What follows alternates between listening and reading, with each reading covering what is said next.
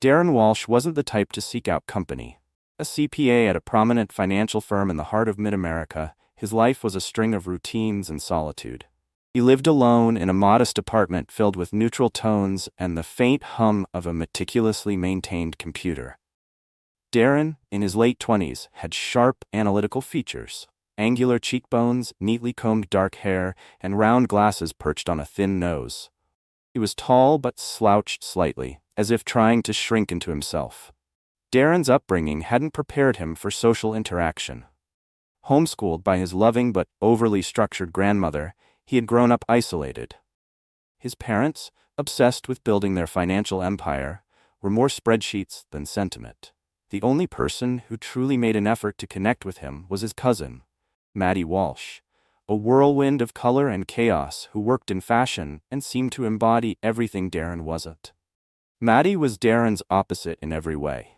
Petite and fierce, with a mane of curly auburn hair and an affinity for bold patterns, Mattie lived for the next trend and the next adventure. She adored Darren in a way that only family could, dragging him out of his hermit shell and forcing him to experience the world, whether he liked it or not. One Friday evening, Mattie texted Darren with her latest plan: dinner at the hottest new restaurant in town, followed by a night at a dance club. Darren's stomach churned as he read the message, but he replied, "Sure," because disappointing Mattie felt worse than enduring a loud, crowded night out.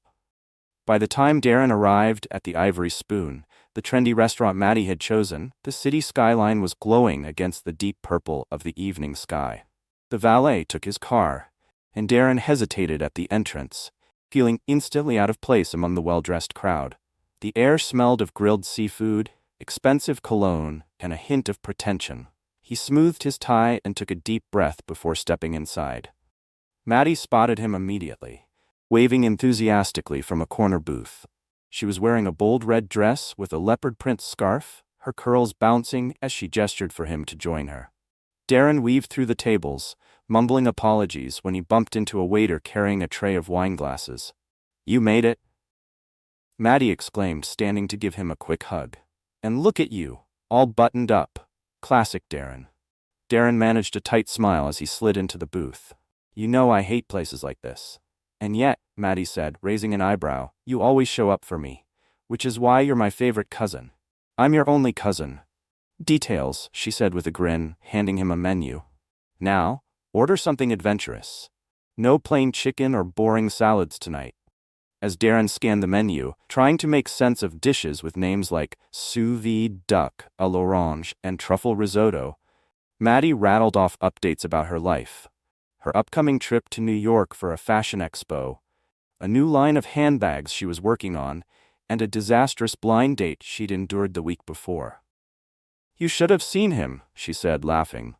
"He spent the entire night talking about his collection of rare comic books. Not that there's anything wrong with comics, but it was like he forgot I was there."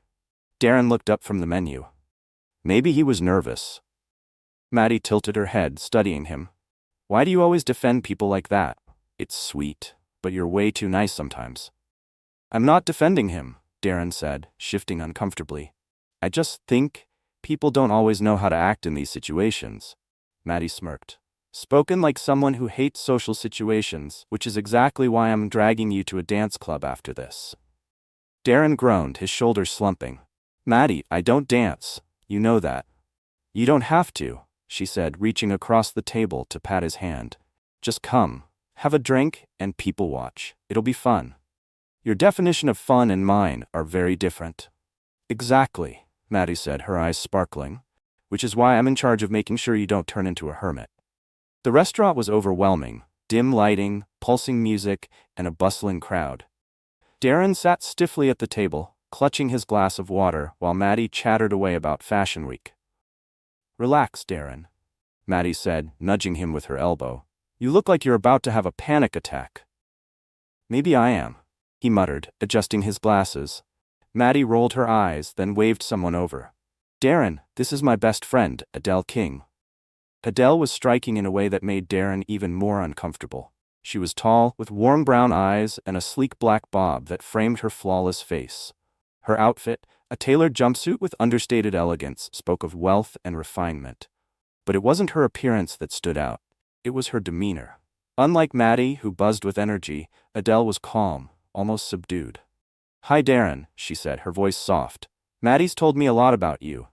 Darren nodded, his throat dry. Nice to meet you." As the evening wore on, Darren noticed that Adele, like him, wasn't particularly interested in the social gathering. She seemed to find solace in quieter corners of conversation, steering him away from the chaos and into discussions about books, travel, and their shared dislike of loud environments. When Mattie proposed going to the dance club, Adele declined. "I think I've had enough for tonight," she said, glancing at Darren. "Would you like to walk me out?" Darren hesitated, then nodded, grateful for an escape. Darren followed Adele out of the restaurant, the bustling crowd inside fading to a muffled hum as the door closed behind them. The cool night air was a welcome reprieve, and he loosened his tie, taking a deep breath. Adele glanced at him and smiled. "Feeling better?" she asked. "Much," Darren admitted. "I don't do well with all that." He gestured vaguely toward the glowing windows of the restaurant. Adele nodded. "Me neither. But Mattie loves it, so here we are." Darren glanced at her, surprised. "You don't, but you seem comfortable." "Years of practice," Adele said with a small laugh. "When your family's in the spotlight, you learn how to pretend." Darren raised an eyebrow. "Spotlight?" "My parents run a fashion magazine," Adele explained. "Gala events, red carpets, endless networking. It's part of the job." Darren blinked, feeling even more out of his depth. "And you? Like that?" Adele shrugged, her smile tinged with something wistful. "I like the creativity of it, but the rest, not so much." They walked in silence for a moment, the city streets quiet except for the occasional whoosh of passing cars. Darren stole a glance at Adele, noting the way her polished exterior seemed at odds with her unguarded demeanor. They stopped at a small park a few blocks away, the kind with neatly trimmed hedges and benches that glistened faintly with dew. Adele sat down, folding her hands in her lap, and Darren hesitated before sitting beside her. "So," she said, breaking the silence, "Mattie tells me you're a CPA. That must be intense."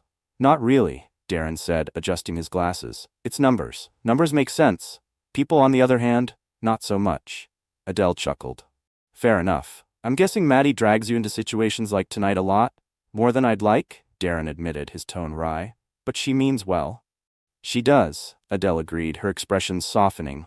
"She talks about you all the time, you know." Darren stiffened slightly. "What does she say?"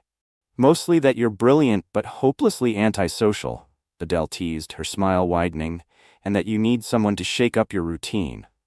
Darren let out a short laugh, more at himself than anything. "That sounds about right." For a while they simply talked. Adele asked about his work, his childhood, and his hobbies, and Darren found himself opening up in a way that surprised him. He told her about his homeschooling with his grandmother, his love for puzzles and classic literature, and his tendency to overthink everything. Adele listened intently, occasionally asking thoughtful questions or sharing her own experiences. She spoke about growing up in a high-pressure environment, the constant expectations from her parents, and her longing for something simpler. "Sometimes I think about leaving it all behind," Adele admitted, gazing up at the stars barely visible through the city lights. "Just disappearing to a little farmhouse somewhere and living a quiet life." Darren tilted his head, intrigued. "What stops you?" Adele sighed. "Obligation, fear, maybe a bit of both. It's hard to walk away from the only world you've ever known." Darren nodded, understanding more than he expected. "Yeah, change is hard." Adele looked at him, her eyes warm. "But sometimes it's worth it." By the time they returned to the restaurant, the evening had settled into a quiet comfort between them. Adele glanced at Darren as they reached the valet stand. "Thanks for walking me out," she said. "I needed the break." "Me too," Darren replied honestly. Adele hesitated, then added, "Maybe we'll see each other again. If Mattie has her way, I'm sure she'll make it happen." Darren smiled faintly. "Probably." As her car pulled up, Adele gave him one last look, her expression thoughtful. "Good night, Darren." "Good night," he said, watching as she drove away. When he returned to the restaurant, Mattie was waiting for him, her arms crossed and a knowing grin on her face. "So," she said, dragging out the word, "how was it?" "Fine," Darren replied, keeping his tone neutral. Mattie's grin widened. "Just fine?" Darren sighed, knowing he wouldn't hear the end of it. She's nice. Nice? Mattie shook her head in mock disappointment. You're impossible, Darren. But don't worry, I'll fix that. As Darren followed her back to their table, he couldn't help but think of Adele. For the first time in a long while, he found himself wondering what it might be like to step out of his routine. Just a little well. The following week, Mattie roped Darren into another scheme, a makeover with Adele's help. You need to loosen up, Mattie declared. Adele will help you. Darren reluctantly agreed, and Adele spent the next few days getting to know him. Not just to improve his appearance, but to understand him. They spent hours together, walking through parks and talking in quiet cafes. Darren shared pieces of his past, his isolated upbringing, his struggles with connection, and Adele listened without judgment. Adele, in turn, opened up about her own life. Her family owned a prominent fashion magazine, and she had grown up in the spotlight, constantly performing the role of the perfect daughter. But beneath the polished exterior, Adele yearned for simplicity, a life away from the cameras and parties. By the end of the week, Darren's wardrobe had shifted subtly, reflecting his personality without feeling forced. But more importantly, Darren felt a growing connection to Adele. She saw him, not as a project, but as a person. The makeover began in the most intimidating way Darren could imagine. A visit to Adele's family's boutique. The sleek, glass-walled store was a temple to high fashion, filled with racks of impeccably tailored suits and trendy outfits Darren wouldn't dream of wearing. He hesitated at the entrance, feeling distinctly out of place in his beige slacks and navy cardigan. Adele turned to him, her expression kind but firm. Relax, Darren. We're just finding what works for you, not turning you into someone you're not. Darren nodded, adjusting his glasses. Easy for you to say. You look like you belong here. Adele smiled softly. Maybe, but that doesn't mean I feel like I do. Inside, Adele took charge, browsing the racks with a practiced eye, while Darren trailed behind her. She pulled out a few pieces: dark, well-fitted jeans, a casual blazer, and a button-up shirt with a subtle plaid pattern. Try these, she said, handing him the bundle. You'll thank me later? Darren disappeared into the fitting room, emerging a few minutes later, looking awkward but undeniably more polished. Adele studied him, tilting her head. See? She said, gesturing toward the mirror. Effortlessly sharp. Darren frowned at his reflection. I feel like a fraud. You're not, Adele said firmly. This isn't about changing who you are. It's about showing people the version of you that deserves to be seen. Darren met her gaze in the mirror, something about her words resonating. You're good at this. I've had a lot of practice, Adele admitted, but you're an easy subject. Later that afternoon, Adele and Darren strolled through the city park, carrying cups of coffee from a nearby cafe. The makeover had turned into something more, an exploration of who Darren was beneath his reserved exterior. Adele had a knack for asking the right questions, and Darren found himself sharing things he rarely spoke about. I was homeschooled, he said, kicking at a loose pebble on the path. My grandmother was strict, but she cared. My parents, though, they were always working, building their portfolio, as they liked to call it. Adele nodded, her expression thoughtful. That must have been lonely. It was, Darren admitted. But I got used to it. I don't really know any other way. Adele stopped walking, turning to face him. That doesn't mean you have to stay that way. Her words hung in the air, simple but profound. Darren looked away, unsure how to respond. As they continued walking, Adele shared pieces of her own life. She spoke of the pressure to always look perfect, to say the right things at high-profile events, and to live up to her parents' expectations. My parents think I love the spotlight, she said, shaking her head. But honestly, it drains me. I'd give anything for a simpler life. Why don't you? Darren asked. Adele hesitated, then shrugged. Fear, I guess. It's hard to walk away from everything you've ever known. Darren nodded, understanding more than he expected. Yeah, change is hard. It is, Adele agreed. But it's also worth it. By the end of the week, the makeover was complete. Not just in Darren's wardrobe, but in his demeanor. He still felt like himself, but with a touch more confidence, a little more ease. Adele had a way of making him feel seen, not as a project or a puzzle to solve, but as a person worth knowing. One evening, as they sat in a quiet cafe, Adele looked at him and smiled. You're not as closed off as you think, Darren. Darren raised an eyebrow. What makes you say that? Because you've let me in, she said simply. And I think that's pretty incredible. Darren felt his cheeks flush, but he didn't look away.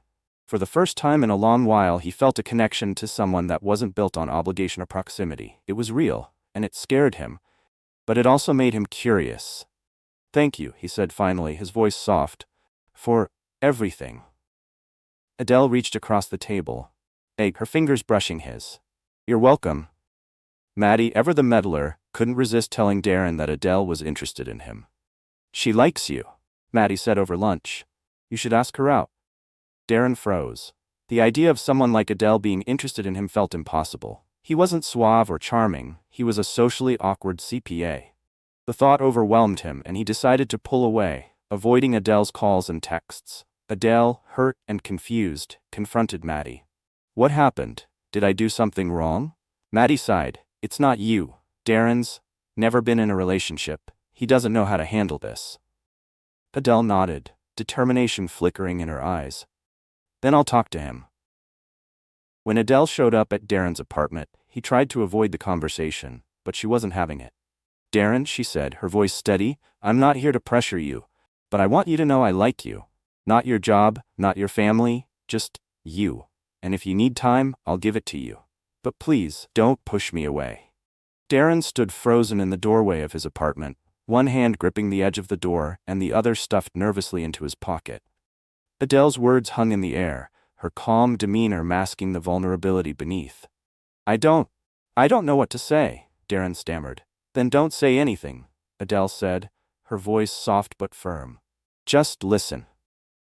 She stepped inside without waiting for an invitation, crossing the threshold like she belonged there.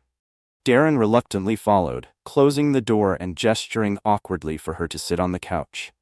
Adele remained standing, her gaze steady. Darren, she began, I know this is new for you. It's new for me too.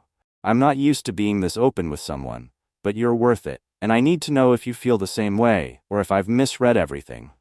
Darren ran a hand through his hair, pacing in front of the coffee table. It's not that simple, he said, his voice strained. I've never been in a relationship. I don't know how to do this.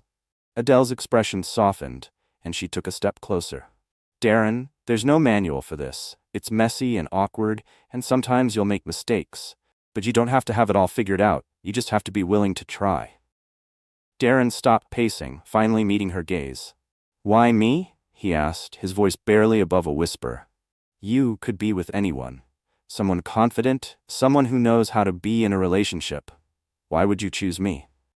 Adele sighed, stepping closer until they were only a foot apart. Because you're kind, she said simply. Because you're honest. Because when I'm with you, I feel like I can be myself. No cameras, no expectations, just me. That's rare, Darren, and I think you feel it too. He looked down, his mind racing with self-doubt and fear. Every instinct told him to retreat, to protect himself from the unknown. But Adele's presence, her unwavering belief in him, made him hesitate. I'm scared, he admitted, his voice breaking slightly. I don't want to mess this up. Adele smiled gently, reaching out to take his hand. We'll figure it out together. You don't have to be perfect, Darren. You just have to show up. For a moment they stood in silence, the weight of the moment pressing down on them. Finally, Darren nodded, his grip on her hand tightening slightly. Okay, he said. I don't know what I'm doing, but I don't want to lose this. Adele's smile widened, relief washing over her features. That's all I needed to hear. They sat on the couch, the tension slowly melting away as they talked. Darren opened up about his fears, his isolated upbringing, his lack of experience, and his tendency to overthink everything. Adele listened, offering quiet reassurance and sharing her own struggles with vulnerability. By the time Adele left, the air between them felt lighter, more hopeful. Darren watched her walk down the hallway, a small smile tugging at his lips. The following morning, Darren texted Mattie, who had been anxiously waiting for an update. She came over last night. We talked. I'm trying. A few seconds later, Mattie's reply came through. Finally. I'm so proud of you. Now don't overthink it. Just be yourself. Darren smiled, setting his phone down. For the first time in a long time, he felt like he was stepping into something new. Not without fear, but with the possibility of something good. Adele invited Darren to her family's farmhouse for the weekend, a place she retreated to when the demands of her life became too much. When Darren arrived, he was surprised to find Adele working in the flower bed, her hair messy and her face free of makeup. "Hi, Darren," she said, smiling warmly. He blinked, taking in this new version of her. "You're different." "This is the real me," she said. "No cameras, no expectations." Over the weekend, Adele introduced Darren to the simple joys of farm life: feeding chickens, tending to the garden, and cooking meals together in the cozy farmhouse kitchen. Darren found himself relaxing in ways he never thought possible. For the first time, he felt truly at ease. When it was time to leave, Darren hesitated. "I don't want to go," he admitted. Adele smiled. "Then come back." As the sun began to set on Darren's first evening at the farmhouse, Adele led him to the porch. They sat on the wooden steps, the scent of fresh earth and blooming flowers mingling in the cool evening air. The sky was a canvas of orange and pink, and Darren, usually absorbed in numbers and logic, found himself simply watching the colors shift. "I come here to recharge," Adele said, breaking the silence. She leaned back, resting on her elbows. "It's the one place where I can just be. No expectations, no deadlines." Darren nodded, glancing around. The farmhouse was modest but charming, with weathered wooden siding, a flower-filled garden, and a small barn at the edge of the property. It was nothing like the sleek, modern environments Adele usually inhabited, yet it suited her in a way he hadn't expected. "You seem lighter here," Darren said, happier. Adele smiled, her eyes softening. "I am. I think we all need a space where we can be ourselves, don't you?" Darren hesitated, then said, "I don't think I've ever had that." Adele looked at him, her expression thoughtful. "Maybe you do now." The next morning, Adele woke Darren early, handing him a cup of coffee as the first rays of sunlight peeked over the horizon. He groaned, running a hand through his hair, but followed her out to the barn. "First lesson of farm life," Adele said, grinning as she handed him a small basket. "Egg collecting." Darren eyed the chickens warily. "They don't attack, do they?" Adele laughed. "Only if you insult their cooking." He managed to retrieve a few eggs without incident, though he jumped every time a chicken flapped its wings. Adele watched him with amusement, her laughter filling the barn. By mid-morning, they were in the garden, pulling weeds and harvesting vegetables. Darren found the repetitive tasks surprisingly soothing, the quiet rhythm of farm life a stark contrast to his structured workdays. Later, in the cozy farmhouse kitchen, they worked side by side to prepare lunch. Adele showed him how to knead dough for bread, their hands covered in flour as they joked about his lack of culinary skills. "Cooking isn't just following a recipe," Adele said, sprinkling flour on the counter. "It's about experimenting, trusting your instincts." Darren smirked. "That sounds terrifying." "You'll survive," Adele teased, bumping his shoulder. That evening, they sat by a crackling fire in the living room, the warmth of the flames wrapping around them. Adele handed Darren a mug of tea, curling her legs beneath her on the couch. "You're surprisingly good at this," she said, breaking the comfortable silence. "At what?" Darren asked, taking a sip. "Letting go," Adele said. "I wasn't sure if you'd be able to relax, but you've surprised me." Darren shrugged, a small smile playing on his lips. "I think it's you. You make it easy." Adele's gaze softened, and for a moment, they simply looked at each other. Then Darren spoke, his voice quiet. "This place, it's amazing. I didn't think I'd ever find something like this, something that feels so peaceful." "It is," Adele agreed, "and it's even better with someone to share it with." Darren hesitated, then said, "I'm glad you brought me here." "I am too," Adele replied, her voice barely above a whisper. When Sunday morning arrived, Darren found himself dreading the thought of leaving.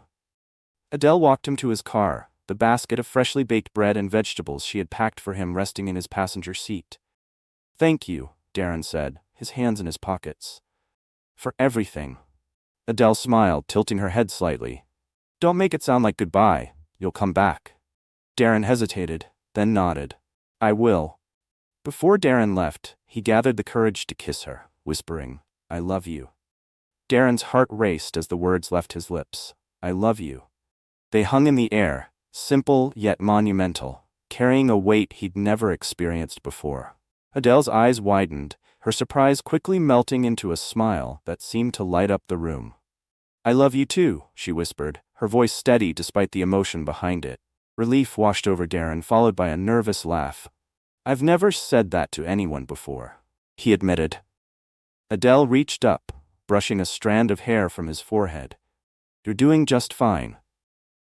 Their kiss was unhurried, a gentle meeting of two people who had found something unexpected yet undeniably right. Darren marveled at how natural it felt, how all his fears and doubts seemed to quiet in Adele's presence. One afternoon, Adele's parents arrived at the farm. Her mother, Margaret, was a vision of sophistication, dressed in tailored slacks and a silk blouse, while her father, Victor, exuded quiet authority in his neatly pressed blazer. They exchanged pleasantries with Darren, but their focus quickly shifted to Adele. "Darling," Margaret began, her tone laced with concern, "don't you think it's time to return to the city? The magazine needs you. This farm life is charming, but it's not who you are." "It is who I am," Adele said firmly. "I've made my decision, and I'm happy here." Victor frowned. "But you have so much potential, Adele. Why limit yourself to this?" "I'm not limiting myself," Adele replied. "I'm choosing what makes me happy. I'll still write for the magazine, but on my terms. Freelance is enough." Darren watched the exchange, his admiration for Adele growing with each word. She was unwavering, standing her ground against the expectations that had weighed her down for so long. After her parents left, Adele found Darren in the garden, tending to the tomatoes. She sighed, sitting down on the wooden bench nearby. "Sorry you had to witness that," she said. "You don't have to apologize," Darren replied, setting down his gardening shears. "You were incredible. I can't imagine how hard that was." Adele smiled faintly. "It's been hard my whole life, but I've finally realized I don't need to live for anyone else's approval." On Darren's last evening at the farm, they sat on the porch, the stars twinkling above them. Adele leaned against his shoulder, her hand resting on his. "I'm going to miss you," she said softly. Darren swallowed hard, his chest tightening at the thought of leaving. "I'll be back soon," he promised. "I don't think I can stay away." Adele looked up at him, her eyes shining. "You mean that?" "Absolutely," Darren said, his voice steady. It's everything I didn't know I needed. And now that I've found it, I don't want to let it go." Adele smiled, tears glistening in her eyes. "Then we'll figure it out, together." Before the night ended, Darren kissed her again, his heart full of emotions he was still learning to name. For the first time in his life, he felt truly whole. Months of traveling to the farm solidified Darren's feelings. He realized he was ready to leave his old life behind. On a crisp autumn day, he proposed to Adele in the garden where they had first reconnected. They were married in the gazebo on the farm, surrounded by friends and family. Darren, once a loner lost in his routines, had found love, purpose, and a life he never imagined. The morning of the wedding was crisp and golden, with the autumn leaves blanketing the farm in shades of orange and red. Darren stood in front of the gazebo, which was adorned with twinkling lights and wildflowers that Adele had handpicked from the garden. He smoothed his tie nervously, glancing around at the gathered guests. Mattie, resplendent in a deep green dress that complemented her fiery curls, appeared by his side, grinning. "You look like you're about to faint," she teased. "I might," Darren admitted, adjusting his glasses. "I can't believe this is happening." Mattie placed a reassuring hand on his shoulder. "Believe it, you've come a long way, Darren, and if anyone deserves this, it's you." The music began to play, a soft, lilting tune that drifted over the fields. All heads turned as Adele emerged from the farmhouse, her simple white dress swaying with the breeze. Her hair was loose, a few tendrils framing her face, and she held a bouquet of wildflowers tied with a silk ribbon. Darren's breath caught in his throat. She was radiant. Not because of the dress or the setting, but because of the way her smile lit up as their eyes met. In that moment, he knew with absolute certainty that this was where he was meant to be. As the officiant spoke, Darren and Adele exchanged smiles and whispered jokes, easing each other's nerves. When it came time for their vows, Darren surprised everyone by pulling out a small folded piece of paper. "I'm not great with words," he began, his voice steady despite the lump in his throat. "Numbers, sure. Schedules, definitely. But words? Not so much. So I wrote this down." He glanced at Adele, his hazel eyes softening. "Before I met you, my life was quiet, Predictable. I thought that was all I needed, but then you came along and showed me that there's a whole world beyond what I knew. You taught me how to laugh, how to live, and most importantly, how to love. You're my reason to step out of my comfort zone, and I promise to spend the rest of my life stepping out with you." Tears glistened in Adele's eyes as he finished, and she reached out to squeeze his hand. Her own vows were simple but heartfelt. "You think you're not good with words," she said, with her voice trembling slightly. "But you've said more to me with your actions than any words ever could. You're kind, steady, and everything I never knew I needed. I don't care about the life my family wanted for me, because the life I want is right here, with you." When they kissed, the crowd erupted into cheers, led by Mattie, who yelled, "About time!" The reception was held in the barn, which had been transformed with twinkling fairy lights, hay bales covered in quilts, and long tables laden with home-cooked dishes. Guests danced to a live folk band, their laughter echoing into the night. Darren, who had always avoided parties and social gatherings, found himself in the center of it all. Adele pulled him onto the dance floor, twirling him around until he was laughing so hard he forgot to be self-conscious. At one point, Mattie stood up to give a toast. "To Darren," she said, holding up her glass. "The cousin who used to think fun was a waste of time, and to Adele, who proved him wrong. You two are perfect for each other, and I couldn't be happier to see my favorite people finding joy together. Cheers." "Cheers," the crowd echoed, clinking glasses. As the night wound down and the guests began to leave, Darren and Adele found a quiet moment together outside the barn. They leaned against the wooden fence, gazing at the stars that sparkled against the inky sky. "Did you ever think your life would look like this?" Adele asked, her head resting on his shoulder. "Not in a million years," Darren admitted, wrapping an arm around her. "But I can't imagine it any other way." Adele smiled, her breath visible in the cool night air. "So, Mr. Walsh, are you ready for farm life?" Darren chuckled. "I think I am, as long as you're by my side." Adele turned to face him, her eyes shining. "Always." As they stood there, the barn lights glowing behind them and the sound of crickets filling the air, Darren realized how far he had come. From the lonely CPA with a rigid schedule to the man standing here, deeply in love and ready for a future he never imagined, his life had truly transformed. It was a new beginning, not just for him, but for the life they would build together. And for the first time, Darren wasn't afraid to embrace the unknown. The end. If you enjoyed this tale, please help our channel to grow, like, and subscribe. Thank you.